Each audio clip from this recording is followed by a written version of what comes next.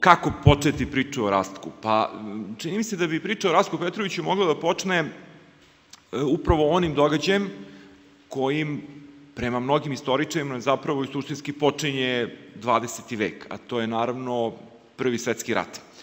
Ima istoričara koji smatraju da je 20. vek najkraći vek novije istorije, da on traje negde od Prvog svetskog rata, pa recimo do pada Berlinskog zida, to bi bio nekakav smisaoni okvir 20. veka, odnosno da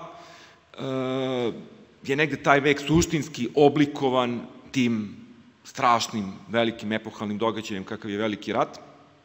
Pa taj Veliki rat je zapravo negde suštinski oblikovao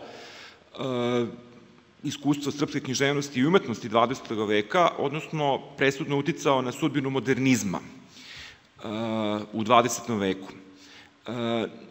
Naime, on će bitno uticati na stvaralaštvo gotovo svih naših velikih, ključnih, modernističkih književnika, kakvi su recimo Miloš Crnjanski, Ivo Andrić i naravno Rastko Petrović.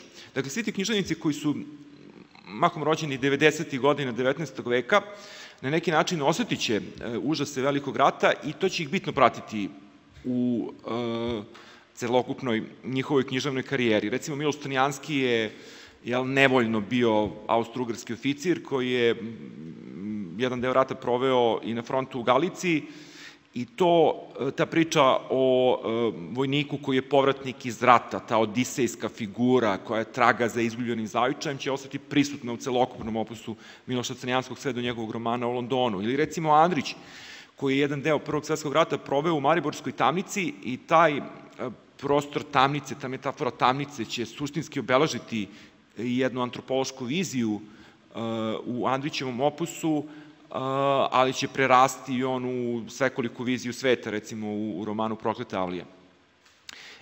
Šta se desilo sa Rastkom Petrovićem za vreme Prvog svetskog rata? On je kao 17-godišnjak prešao preko Albanije.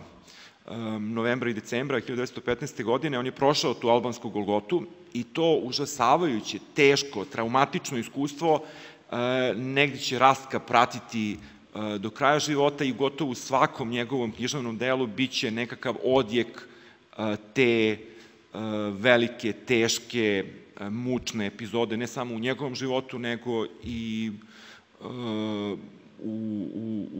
u životu čitave naše nacije.